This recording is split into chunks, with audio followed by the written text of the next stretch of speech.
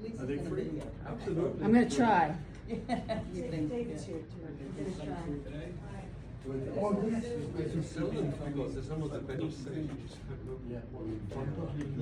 Okay, this is more than I thought was gonna happen. I'm an outlier.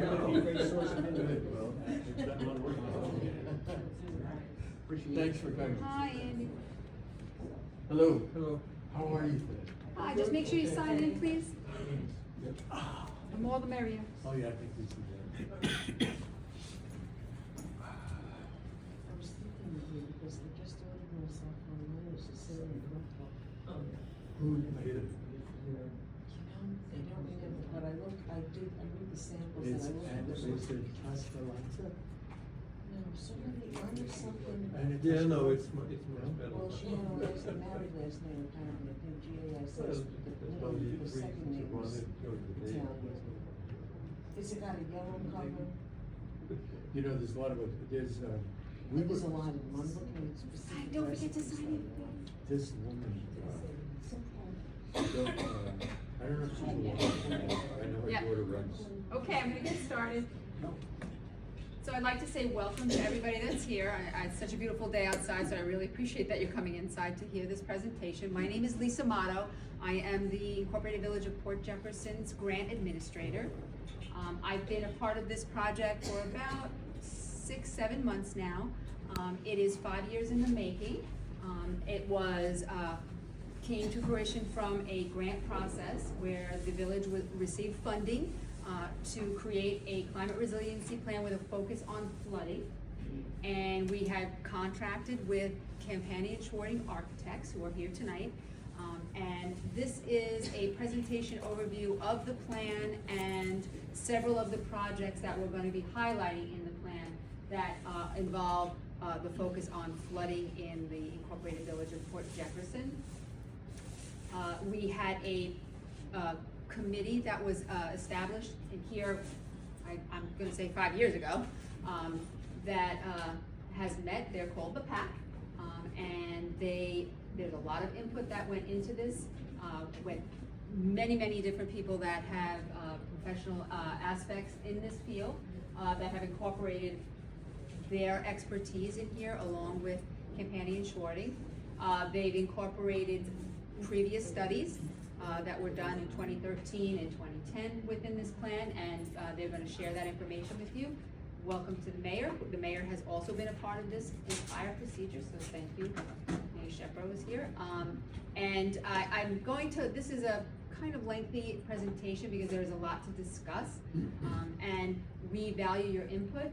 You can, after this presentation, if you have any questions, you most certainly can ask those. But you can also visit, on the last slide, there is an email that you can email any questions, comments, concerns directly to us, and we will incorporate that into this plan. It's still a working draft, and we aren't expecting to finish it up just quite yet, but we're heading down the finish line, so we want to present those. I'm just going to ask the Mayor Shepard, did you want to say anything, make any comments? Or? Oh, you put me on the spot. I'm sorry. You don't have to apologize. I want to say thank you to Lisa Matto, who has been instrumental in helping guide this from an administrative standpoint, working with the Department of State and closely with our partners at CASA to pull this to this point. And so, deep gratitude. Thank you. Can't express. Also, thank you all for being here, for being interested, and for participating in this project along the way. I want to recognize Trustee Ukrinski is here tonight too, so we're happy that there's interest from our trustees. Trustee Giuliano will be back after the Liberty tree is planted, and I see Trustee Hill is also here. So we're grateful that this project has so much interest from the levels of government that are represented here today. So, and thank you to Michael Schwarting and Francis Campani for all their, and I can't overstate this or understate it. I can understate it. I don't want to understate it. I want to overstate it. Their hard work put into this project, and they continue to move forward with it with their dedication and interest and curiosity and care and love for the village of Port Jefferson. So we're grateful for that. So without Further ado. Mr. Shorting.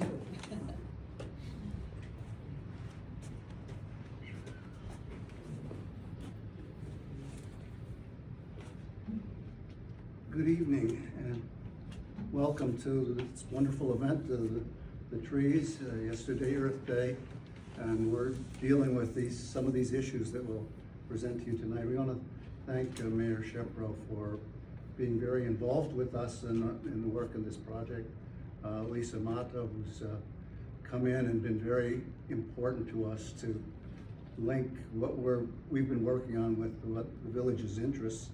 And Peter Scully from Haydock Engineering, who's a consultant to the village and been working with us as well. And not sure how many of the PAC members are here tonight, but the Project Advisory Committee was selected originally by Mayor Grant back there, and grew in size and evolved. And they were basically the community's involvement represented to us as we work through the project. And we should thank Irene Hollick, who is in Albany, who's the New York State Department of State grant manager for this grant. So it's been a large team, and we've been working for some time, and we want to present this to you tonight. I want to just ask a question in the beginning. How many of you came to the April 5th, 2023 presentation? Quite a few, okay. It's important to know. And also to last June's meeting? A few. So I'm going to repeat some of that. It's important. What we wanted to do this evening is to present the plan. We're in the last stretch of completion of the work, and the plan has multiple parts to it. And as we've made these two presentations, we've sort of presented the parts that we've worked on along the way. So we'll make a quick summary to be sure that you sort of understand the whole plan and the kind of interrelationship of the parts to that. So this is where we are tonight. We can start with, we sort of thought of this work as three parts. The first part was data collection and research, historic research, present conditions research, and future predictions. So all that was a critical kind of starting point, and that's what we presented in April 2 years ago.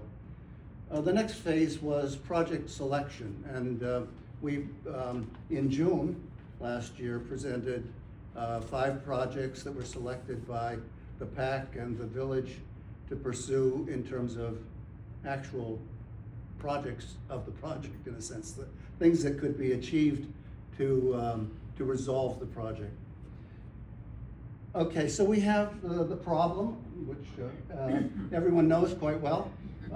It's obvious here. It's not just downtown at the intersection of Main Street and West and East Broadway, but also a critical issue with the firehouse, which is in another low area, not so close to the harbor, but interestingly has, maybe not interestingly, but has significant flooding problems. We looked at the history of the problem, and that involves sort of 2 maps. We collected maps of the village, and these are 2 that I think explain the project, the issues of that we still have today, that started back when the village was Drowned Meadow. This 1873 map shows a very open area. That was marshland, complete marshland. There was a river coming from the south. This is Main Street coming down to the harbor, West Broadway and East Broadway. And this whole section was meadowland, changing with tide, and fed by streams from what we'll talk about as the watershed. So here's one stream coming from the south into a lake called Crystal Lake, and continuing over to what was called a ship yard, so ships were built here. There was a drawbridge on West Broadway that opened, and the ships would go out at high tide into the harbor. Barnum Street is not here, but in the 1917 map, Barnum Street appears, and what was sort of missing in the 1873 map is that the Mill Creek Pond, which still exists today, has survived all of this, coming from the west, and intersects with the water flowing from the south down the watershed into this intersection to the harbor. You can still see that even though along Barnum, up on the hill, it was being built up, it still was a marshland 40-some years later. And in fact, there's a pond revealed here, which is where the tennis courts of the high school presently are. So this illustrates it better than anything else. Coming down West Broadway into the village, we have low tide with the marshland being exposed, and these creeks and water systems that went to the harbor revealed. This below it is looking to the south, we think, from the drawbridge on West Broadway at high tide, where the water filled this marshland on a typical tidal basis. And then up to the south, along the end, towards the end of East Main Street, was Crystal Lake, a large lake which is just about exactly where the fire station is. So we looked at existing conditions. This is all part of this first phase of research and data collection. And we have I'm sorry, these are backwards. We have the village line, which should be red. And to the east, the village extends all the way over to the beaches and so forth, and that slopes towards the east. The blue line, which should be labeled differently, is the watershed. That is the top rim where all the land pitches to the water. From that line in the water, the land pitches to the harbor. And this topographic map kind of illustrates that beautifully. The brown lines are contour lines, and the closer the lines are, the steeper the slope is. So you can see what we've called a bowl, watershed bowl, that all focuses like an amphitheater onto the harbor. This image on the left is built density. It has the downtown large buildings. It has the older houses with smaller lots closer together, and then to the outer edges, the newer residences with larger lots. So you can see there's a substantial amount of surface that's not draining because of the built-up density. There's also, in contrast to that, open space, but we don't have a lot. The largest is the cemetery, or the ball fields, the athletic fields that occur all through here. What we have is the Jeannie Durant Park, thankfully, and the nice space along the Meadows parking, west of the Meadows parking, just behind the Village Hall here. So that led into a kind of mapping of permeability. So permeability was not just buildings and the fact that there's no absorption from where they're sited, but also roads and parking lots. So all the gray area, and you can see the great density of it in downtown, and even others in places like the hospitals, where there's no drainage. So we have a problem that we've built over time of having problems of the watershed rainwater, extreme storms in particular, flowing down to the lower port commercial area downtown.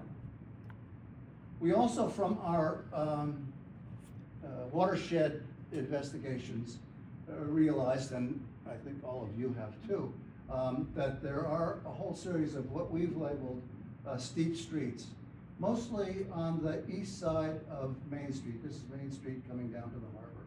And these are all streets of a certain pitch that drain their water down to Main Street and ultimately down to the harbor in ways that we'll show you. So this is a problem, permeability. This is a problem that water from the upper watershed is flowing down to the village through the street system. Okay, climate change, the sort of second phase was not just research of the past, but present conditions and also predictions. And there's a lot of studies of predicting the problems of global warming, sea level rise, and so forth. And so this map shows from 2021 the increase in rainfall events. So we have one problem, more water coming from above. This is another map of a similar thing, and this is an enlargement of the section from 1975 to 2022. And it indicates that we're going to get more storms, larger rainfall. So that's a problem. We're going to get more water from above. We also have a problem below. Because of the marshland that was filled, the water's still there. It hasn't gone away. And it's created a very low water table, or high water table, close to the surface. So the red on this map, you can see down here, is less than 11 feet you hit water. And in fact, most all of this, less than 5 feet you hit water, and even less in other areas. So this whole area has water very close to the surface. Any construction has had to use piles and so forth to deal with it. And then there, you can see that, in fact, all the way back to Barnum and Main Street, we have a low water table until we start going uphill. And the steep streets are free, no problem. So we got water from above, we got water from below, and the third place we get water is from the harbor. Rising tides and storm surges. With the rain predictions, we'll get larger storms that will not only bring water to the watershed, leading from the south to the harbor, but we'll be getting problems from the harbor back to the village. And this is a map. Actually, in our report, we have about a dozen of these. We have one for every block of this, which I'll explain. A 12-inch sea level rise. If and when that occurs, Village Hall right here is a little island. Maybe it's a little bit like Venice, but with parts of the village floating in the water. Mill Creek is running back here. And the water comes up to the Arden parking lots and so forth, into the Meadows parking lot. So 12-inch sea rise, when you look at this chart, which goes from 2020 low projection of 2 inches to 2,100 high projection of 6 feet. 12 inches is right about in here. By 2050, the prediction is, with a low or medium projection, that the village would look like this if we didn't do anything. So we got it above, below, and coming in from the harbor and coming down the watershed. That all creates what they mapped in different places. This is actually a Department of State map of combined factors. And our situation has created what's called a community at risk. Because the topography, which I've told you about, the surface permeability, all the impermeable surfaces, the high water table, the steep streets, the storms and tides, the sea level rise creates a map of extreme risk at the edge of the water, high risk through much of the commercial village, and moderate risk all the way up to Barnum and Main Street. So in our research, we also looked at natural solutions. In the last a couple of decades, there's been interesting research and a kind of movement towards not solving things through engineering projects, but possibly through natural green methods. And so we researched and sort of cataloged those, and there's rain gardens, bioswales, bioretention planters, tree trenches to celebrate trees, and daylighting creeks, permeable pavement, and the old sort of engineering solutions, which are catch basins that are piped ultimately to the harbor, or dry wells which will infiltrate the ground, or large tanks that could hold water in extreme storms and distribute it slower over time. So those are a kind of collection of devices that we could use. And we ended that phase with a map of all the little interventions that we thought could be made that might have some effect on flooding in the downtown. And so we took those natural solutions and we found places they might be. Deborah Cassay, who was our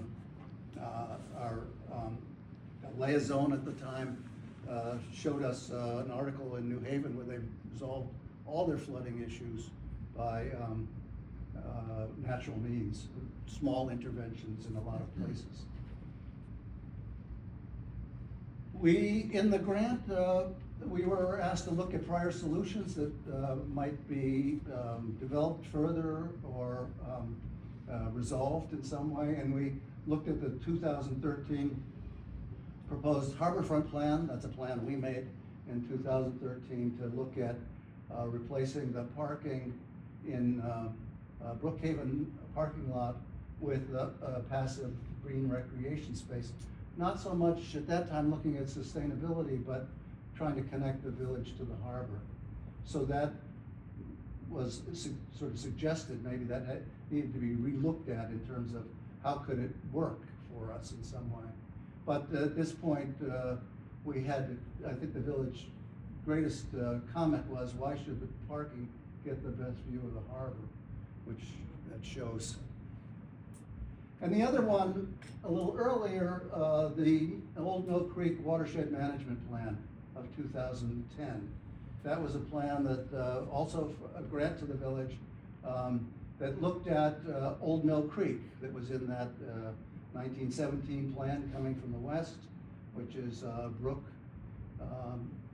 Road over here, where water coming from the hills seeps from the western hills, comes down to a pond, which Rob LaRavi has been working on as I brought this along, the Mill Creek steward. Beautifully restoring the pond. But in 2014, a section of this was cleaned and repaired and sort of resuscitated as part of this 2010 plan. Nothing much was done from Barnum to the west, even though there were lots of recommendations to look at the whole thing as one event. And the Mill Creek goes into a 6-foot culvert, concrete culvert to the harbor where there's a floodgate. So those were two past plans that we revisited to see how they might impact on the work we were doing. So our second phase was the recommendation of projects that we presented last June to the village. And these were mapped here. There's another version of it over here. 5 projects that we presented in the village, decided that we should pursue design recommendations for. So the project 1 and they don't necessarily go in order, but they kind of do. Steep street storm solution, so all the red steep streets, which I've already shown you, are one project that needs to be solved. The other is, I've suggested, but not talked about a lot, the culvert mitigation. When, and this will come up in another view, when the DOT, New York State DOT, built the Route 112, they built 34 catch basins from North Country Road down to Barnum. And they're all piped together, and they end at Barnum. And Brookhaven at the time built a culvert, a 5 foot wide, 3 foot high, concrete box culvert just below the surface to carry the water from basically upland down to Mill Creek, right behind Village Hall. You can see that opening at that point. So this has been, in 2019, the village had a film of the culvert. It's a very exciting hour-and-a-half film of the driving through the culvert and looking at the conditions. So it's been assessed, and there's a grant that the village has to clean out the portion from Maple Street to the creek. The third one is the Mill Creek revitalization. I said there was that project from the village in 2010 to be revisited. So the Mill Creek is project 3. Project 4 is Brookhaven waterfront adaptation, so it's revisiting the 2013 plan. For issues of sustainability, how could it mitigate the rising tide and increasing storm surges that are occurring? And lastly, the municipal parking lot drainage, the orange, which is all parking lots that have 1 or 2 drains. It's not, the water isn't contained on the site as it should be, and it's very difficult to do that because the water's 3 feet under the parking lot. We made, from these 5 projects, recommendation tables with the suggested timeframes, going from ongoing and immediate to long-term projects, and cost ranges for those. And this we've made into a poster that you can look at more carefully. And we have recommendations of the projects. So we have several. This is our 3rd phase. The final phase of our work was to recommend projects that would deal with those 5 main projects, overriding projects. So each one, Steep Streets, Culvert, Mill Creek, etc., is has been broken down with potential places of funding sources, timetables, costs, and so forth. So it's all sort of summarized into one panel. And this is a chart, you actually almost gonna read it, that tells all the possible funding sources. So this is the most optimistic image of all, that there's all this money that potentially could go towards the projects that we have. And those have been assigned in this chart, tables. So I'll go through quickly the projects of the projects, the recommendations for each of the 5 projects, starting with the steep streets. You've already sort of seen this, but with the contours, you can see the number of steep streets, which all, like a tree, are branches coming down into a trunk that comes down Main Street and goes to the harbor. Some of these steep streets go into the Main Street culvert system that goes back to Maple Street. So the fire station area is getting water from the south and also getting water from the north. So we've made a map with suggestions, recommendations. All the steep streets, I shouldn't say all, many of the steep streets have their own catch basins. But catch basins are only catching the water and piping it to Main Street, Route 25A, that has its own 30-inch diameter pipe going all the way down to Barnum. So this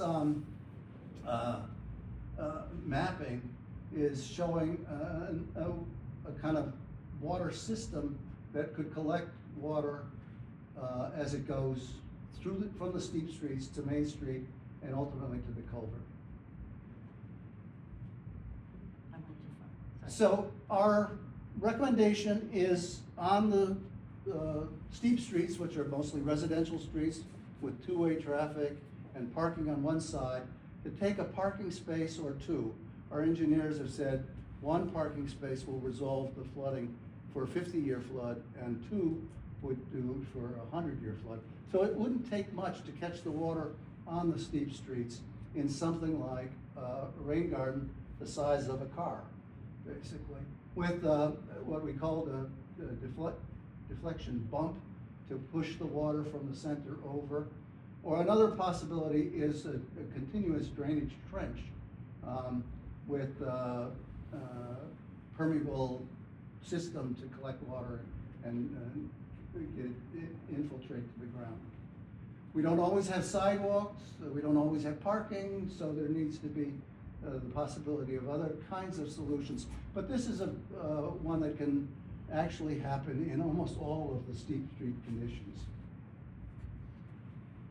And this is a section through that. This is a section through the street. I was just curious, how far, up or down do you imagine? A lot of them, we're actually producing those. We've walked every street and we've tried to assess it. It seems like a great place is right where the steep street hits Main Street, because it's the bottom. It also is a place where there's usually no parking, because the last 20 feet there's no parking signs, and it also could serve as a sort of bump out for pedestrian crossing.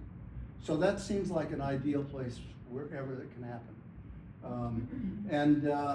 That might be the primary one, and then if other ones are built, we've looked at locations where they don't interfere with driveways and so forth, but that would take a certain amount of sorting out with who wants one near their house and so forth. So this is a section through the road with the bump, and this is a section where the bump comes to the rain garden, which could be built according to the kind of standards that have been developed for these, or the continuous trench that might have river rock and let the water continuously seep into the ground. This is one of the maps we've made, and it doesn't have the locations, but we've sorted out locations for each steep street, and we've calculated all the areas, the pitch, and so forth in relation to it. And our consulting engineers have used this to test out 3 cases and come to the conclusion that 1 or 2 of these rain gardens would resolve most of the water coming to Main Street. The second idea is to build dry wells underneath Main Street, underneath Route 25A.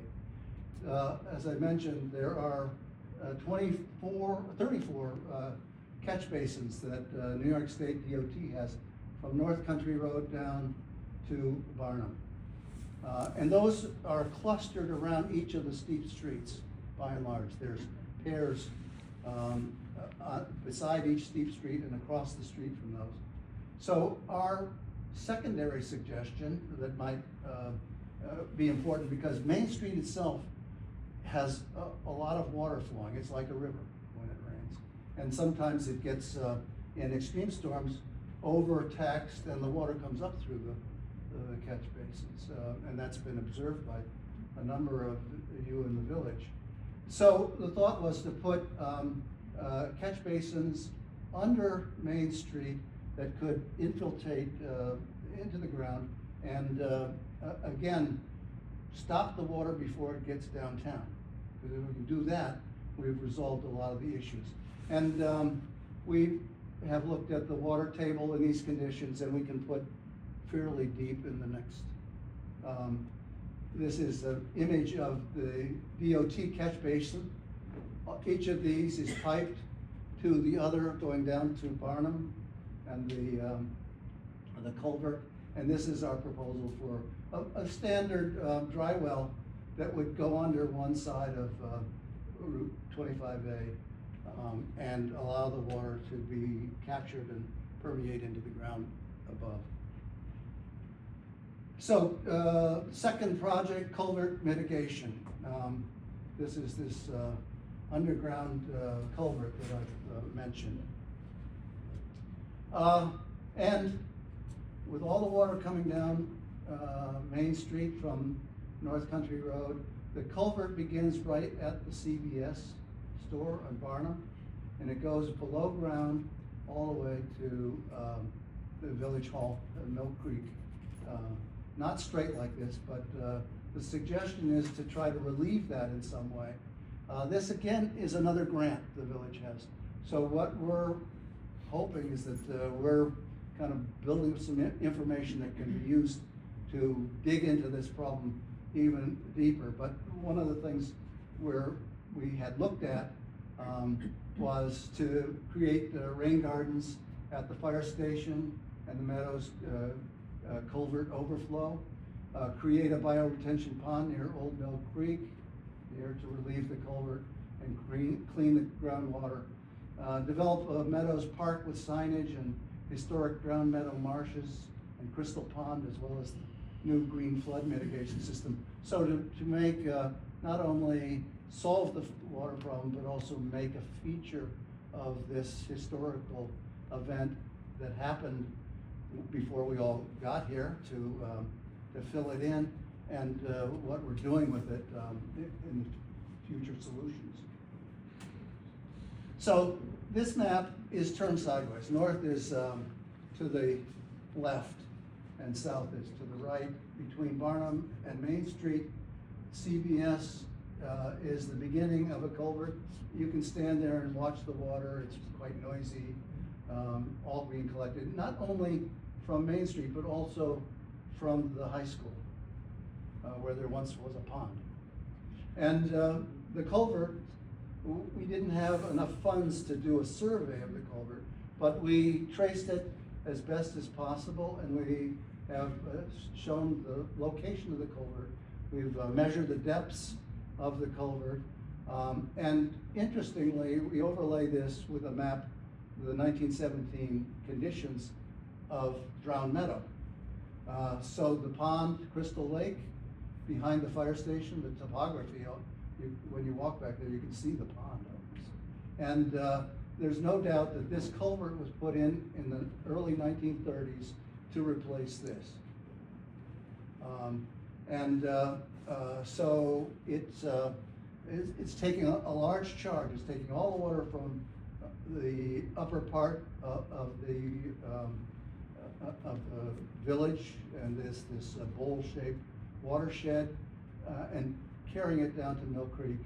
And there is a grant that the village has to actually take, because it's never been done, the collection of earth and sediment from Maple to the Village Hall section of that. That's pretty flat. This section, which was built later to make the connection to New York State, is more pitched and it doesn't have as much sedimentation. So our thought is that this could, by in certain places, creating a kind of shunt connection to rain gardens. So if the culvert fills up to capacity, it could be piped over to rain gardens, and from rain gardens it could slowly seep into the land. So one could be behind the fire station, another could be near the basketball courts in Meadows Park, where there is a beautiful tree, and a third possible pond where the village DOT sheds are presently to go into the creek and clean. These could all also serve to clean the water before it gets to the creek. Michael, Yes. that pond that's behind, old fields. Right. How is that fed? We have a little dotted line here. I think it's coming out of the ground. It's, maybe just go back one slide for a moment. We don't have it on there. We should have. But it must have been part of this whole wetland system, and it's still active, and it's being drained. The filming of the culvert shows the drain coming from that into the culvert. Old Mill Creek revitalization, project 3. We have several recommendations for that. This list on the left, create a riparian embankment for stormwater mitigation and visual enhancement west of Barnum Avenue. I would say similar to what was done east of Barnum Avenue in 2014 when the red brick walkway was put in and ended at Barnum, that it could be extended in probably a different way to get to the source of Mill Creek at Brook. Remove invasive species and non-native vegetation and trees. Rob's been trying to take care of that for the last few years, but it just takes an awful lot of work to keep that done. Plant native plantings and hence habitat life. Those are all part of the Mill Creek recommendations, which should be continued and expanded. Dredging the creek and pond was recommended in 2010, hasn't been done. Extend the Old Mill Creek interpretive walk from Barnum Avenue to Old Mill Creek Pond, which I mentioned. Create Old Mill Pond Park to also serve flood mitigation, improve the flow of seeps west of Brook Street, coming from the hills, to Old Mill Creek Pond. And with every one of these projects, develop a maintenance program, engage civic participation, schools, club, the CAC, etc., which Old Mill Creek and Pond, I think, are nice projects.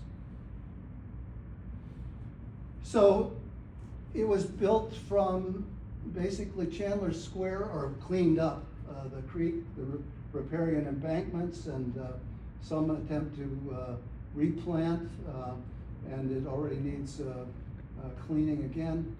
Was done up to Barnum, and the recommendation we have is to continue the walk, because wouldn't it be nice to be able to come from the western hills where the water comes out of the ground and kind of walk along it till you got to the harbor where it's supposed to empty but doesn't quite, it's hidden by the 6-foot diameter culvert. Michael, Yes. can you go back to that, please? Sure. Just an observation recently, not a recent observation, but we're recently observing it again, is there's some water collecting on Barnum Avenue, right around Mill Creek on the west side. Right. And there's there seems to be a collection of water in the infrastructure built around the natural infrastructure built in along the Barnum parking lot, between the Barnum parking lot and the entryway into the shipyard. And we're trying to get a sense, do you have any sense of where that water is coming from? Rob knows a lot more than we do. He's been looking at this, and there was a thought that it might be coming from the drainage system of the cleanup that's happening with the creek. That a certain amount of that water is being collected, purified, and returned to the creek in various places. And one of them at one point might have been along Barnum, but yeah, DEC had basically said it's valved off. yeah. Yet it still bubbles, so something strange is going on. And the other thing, That's we the thought answer. maybe it's a defective Suffolk County Water Authority service disconnection. There used to be a house Yes. near the Barnum lot. But no one's cracked that code yet. Or it could be a seep that Cashin did not identify. The Cashin study did identify seeps, but he didn't identify one at Barnum. I don't remember it flooding so much before the parking lot was made. And it's too bad that the rain garden that was part of the parking lot can't be, the water can't be piped into it. It Maybe does, something. it actually goes into there too, Yeah. yeah. Yeah, I sent the correspondence from DEC along, and I don't know, we wanna ask them again, and say, why is it still bubbling? It's not discharging a huge amount like by the pond, but it's still discharging.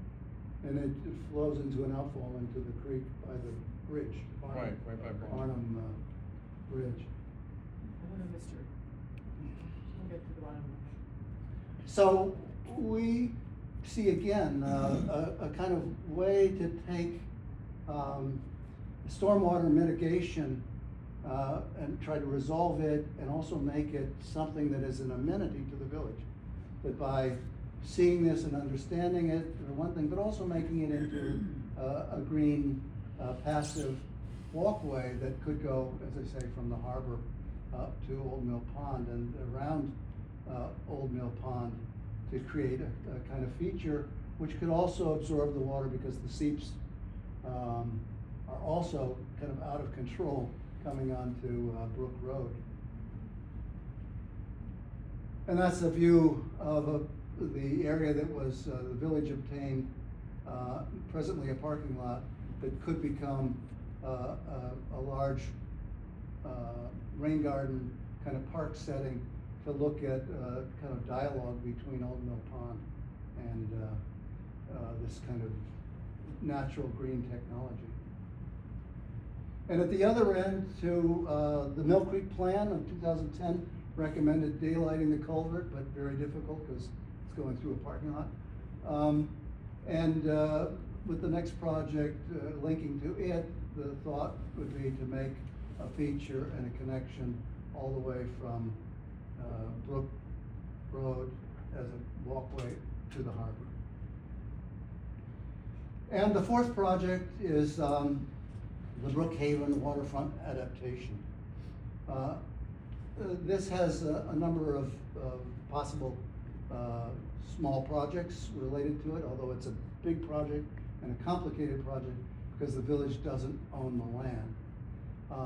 But to create a passive recreation park with a focus on sustainable issues of stormwater and rising tide mitigation, replacing the parking lot, negotiate with the town of Brookhaven for a joint project. They were part of the 2013 plan. Relocate parking lot to shared parking or perhaps a structure, which was in the comprehensive plan. Daylight Mill Creek to the harbor as a green infrastructure park feature, which I just alluded to. Connect the village to the harbor with a continuous park from Beach Street to Centennial Park as a greenway, and create long-range plan to address the rising tide in the next 50 years. That was a suggestion from Steve Nagelbright, who solved 50 years. Yes? Yeah, I'll show you an idea in a moment. Good, important question. So this is an image of a possible park, revising the one that was made in 2013, a passive park, but focusing on sustainability and making it a kind of theme of the park. So we have proposed rain gardens at the bulkhead. So the rising tides, occasionally now, in storm surges, that it comes over the bulkhead, which is your question. And a large one down at the intersection of Main, East, and West Broadway, with piping from the streets into that to kind of store water and let it seep slowly into the ground. And also create not just a connection of Mill Creek to the harbor, but a feature in the park that can collect water and demonstrate tidal conditions. Not very important, but topographically that calls for making these rain gardens that we propose, and the large notion of Mill Creek, which we kind of called a water theater. It would be built sort of football shaped, so the slope is not very steep when it's widest across, and steeper at the two ends, so that it would sort of be a dynamic condition showing the relationship of tidal flow, natural green solutions to edges where possible, so that when it gets wide, we don't need the bulkhead. And for 2050, when the tide is predicted to go from 8 inches to 30 inches, or 2,100 from 15 to 6 feet, to increase the bulkhead. The bulkhead has a life, and it's already deteriorating, so that at some point that's going to need replacement. At that point, when it needs to be replaced, there should be an investigation of what's happening with the tidal changes and storm surges, and what might be an addition, raising the walkway with the rain gardens that we propose off to the side. So thinking about the long-range future, where rising tides and storm surges will become our major problem, with that little island of Village Hall being surrounded by water. The last one, Project 5, municipal parking lot drainage. And we're not going so much into solutions or design solutions, but talking about what's needed. From the data collected, develop stormwater collection systems, both natural and engineered, keep stormwater on site in the off-street parking lots of downtown area. We've mapped carefully each of these like we did the steep streets. And you can see how much area, the asphalt we have in the downtown. It's, with the roofs of the buildings, it's about 85%, 45%. And develop designs for parking lot layouts that permit tree planting, and for water collection and shading to mitigate heat islands, so the parking lot can become better, a nicer place to get out of your car and come to the village. And we had early on looked at one that near East Broadway, the Baker's Alley parking lot, the Fifth Season restaurant could become a rain garden to mitigate the storm surge that happens out in front of Danfords frequently. So in summary, back to where we ran. Last June, we picked these 5 projects. Since then, we've made all these little recommendation solutions to those, and that's become our plan for the village. And so, from zooming out, we've got the whole kind of an ecological system of the steep streets being resolved by a number of suggestions, the culvert and a greenway coming down from the back of the fire station to Mill Creek, and integrating Mill Creek into the Meadows parking lot. So it all becomes one kind of park system that leads into a potential harbor park if the village and Brookhaven could somehow agree that that's an important thing to do. And the natural conditions might force that to happen sooner than we know. So thank you for listening to our presentation of our plan. It's been a kind of long haul, but it's been great to kind of, since we live here and we look at the harbor all the time, to be able to think about ways to recommend projects that the village could hopefully entertain and find funding for and resolve the flooding problem. So we suggest, this is being Recorded. Yeah, you must Doing the be best. asleep. I'm doing the best I can. It's being recorded, and it will be on the village site, and you can also leave thoughts with Cindy Suarez. So thank you. Does anybody have any? If anybody has any questions? Oh, certainly, we should answer questions. Anybody? Yes, Francis. you wanna- Farm houses next to the CVS, they had significant flooding with some recent rain event. I guess it was last, August, right? yeah. And I'm just wondering, any catch, is there any part of this that touched on that sort of issue? Well, Mostly the Can you, culverts on Michael, repeat Steep the Street. question so Yes. that Lisa can The question is, what is mentioned, and I think we found the crisis point at CVS and Barnum, which is continually flooding. The CVS has had several floods over the years. And we looked at their plans. They built 13 dry wells in their parking lot that maybe aren't functioning, but it's a big problem. And part of our plan that I didn't talk about tonight, because there's steep streets coming from the west too, all the way down to the back of the high school. And we have one suggestion that possibly to look into a holding tank under the parking lot of the high school to catch that water. Little lot. Or to even catch the water in the high school green areas and let it seep into the ground. Because a lot is coming from that area as well. But we do feel pretty confident in our consulting engineers that if we can do these rain gardens and mitigate the intense rainfalls upland, we'll have a lot less problems in the downtown.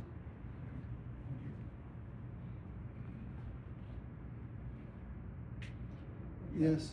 The segment on the culvert mitigation, is that to replace what's there and open it up? Is that the plan, or is it simply to clean out what's there now as part of your proposal? Well, I think we sort of started with Mayor Garant years ago saying, there's this big culvert there, why don't we daylight it? And with enthusiasm, the village investigated the culvert for the first time, filmed it, and did an analysis on the problems of the culvert. And we thought about why not daylight it and clean the water? Because daylighting is very beneficial to cleaning water. The sun and so forth is a lot better than putting it in pipes. So we thought maybe that could happen, but as we traced where that culvert is, it's going right through the middle of the basketball court, right through the middle of Rocket Ship Park. Little stretches of it might be daylighted, but now the village has a substantial grant, and maybe Mary, you'd like to mention what that is, that it's going to be a very specific study of that area trying to resolve that flooding problem. So in our current proposal, we just showed relief valves, so not replacing it, but there's money to clean it out, and then there's this other study to study it further.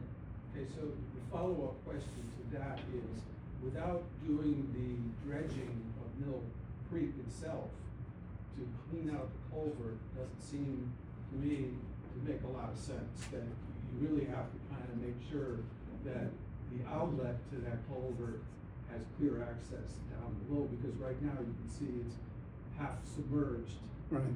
So, well, that I'm just would be hoping that they're gonna be like a sequence that the pond be cleaned out concurrent or prior to the culvert, because I don't know how cleaning the culvert is gonna help unless Mill Pond is also dredged. I just don't know. Yeah. So But- that grant, David, is, it's a jumpstart grant from the county.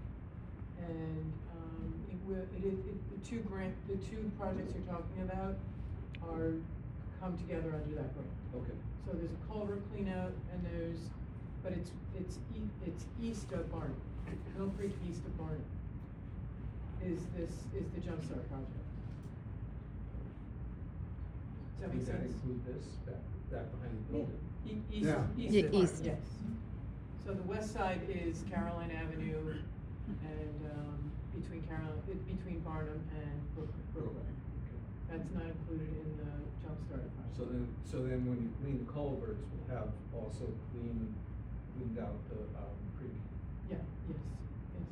Yeah, the Cashin plan in 2010, Mill Creek study recommended dredging of it all, from the pond all the way to cleaning out the culvert, and they recommended daylighting it as it goes into the harbor. We got two big culverts, the one west roadway to the harbor and the other one from Barnum to Village Hall. I'll just add that it is an area of focus on the west side. And, with help from our grants administrator and writer, we will be looking for ways to maintain that area, not just clean it out once and then, so it's really, any project moving forward will be a project that involves maintenance. Good, thank you. You know, a number of years ago, I went to Barcelona and I saw Gaudi's artwork. And I said to myself, boy, if I had been here earlier, I would be a different person, because he really thought out of the box. So I'm going to be a little Gaudian here. We have a very serious problem. And today up at the country club, I thought about, well, maybe turning it into a gravel parking lot, and that's reasonable to get better drainage. But it was mentioned that, you know, it's very hard to stripe parking places. And so I'm just thinking here, why can't we take the downtown parking area and gravel the roadways and leave the places where cars park that you can stripe, macadam or cement or whatever we use. And this way we will, this is a severe problem. We got to think of every avenue. Mhm. Maybe we can just do the roadway part and let there be drainage under it.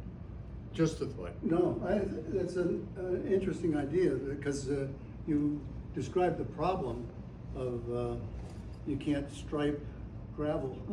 But if you, I mean, you would, it's almost, well, it's 1/3 of the area is road in a parking lot. So you get 2/3 some of the drainage. space, so 30%. And then your planters and trees would help also. Right. The ends of parking in the shopping list of green solutions is a wonderful solution to put trees, and there's always this little, you can see it in the meadows a lot, particularly these planted areas, but they could become water absorption areas with trees. Yes? I've seen systems where they lay down grid, and then the gravel is kind of embedded in the grids, so that you can even snowplow on the gravel. And the grids could come in colors, so I mean, they could solve the striping of parking spots by different colored grids, I would think. Yes. In fact, we have some Yes. photographs of one You in could- Florida. you could do a porous paving. Yeah. And then use a different color paving for Correct. the stripes, so it's not quite as It's not- absorbent as gravel, but it's better than. It's better than But macadam, but yeah. there is a material called, one company is called Grasscrete, where it's like a cement block. It has a hole in the center, so you can plant in there or put gravel in there, and through coloring you can do the striping as well. Right. No, my comment was just to actually almost address it, but this was the west side streets, for instance. Dark Hollow is clearly a place Oh, where yeah. things is running down. Yeah. Whenever there's rain, there gets lots of sand up on top of the school, high school. Yeah, Mhm. yeah. You know, absolutely. we have a little thing about Dark Hollow and An old post an coming old the other posts way. that come down right to the back of the high It's school. only because I didn't see it on your map. No. Yeah. I mean- You're right. Yeah, some of our graphics need updating. You know, we've been working on it for so long, we realize that we don't have things that have happened in the village on our maps.